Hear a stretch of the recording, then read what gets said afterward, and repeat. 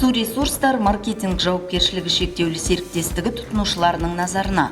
Қазіргі таңда өздеріңіз пайдаланған су және кәріз жүйелері бойынша төлем жасауға ыңғайлы болу үшін Шымкент қаласының аумағында 7 бірдей касса жұмыс істейді. Бұл кассалар жұмыс күндері таңғы 9-дан кешкі 19:00-ге дейін төлем қабылдайды. Олардың мекен жайларын біліңіздер. 3-ші шағын аудан, Баян Сұлу сауда үйінің артқы жағында. Тоқаев көшесі, нөмірі 27-ші үй, Энергопоток ғимаратында. Әлімбетов көшесі, 191-ші үй. Шәмші Қалдаяқов көшесі, нөмірсіз үй, бұрынғы Ақаш бөліміне қарсы бетте орналасқан. Забадам елді мекені Саттарханов көшесі, нөмірсіз үй. Теріскей шағын ауданы Рысқұлов Ерімбетов көшелерінің қиылысында орналасқан. Орманов көшесі, 17-ші үй.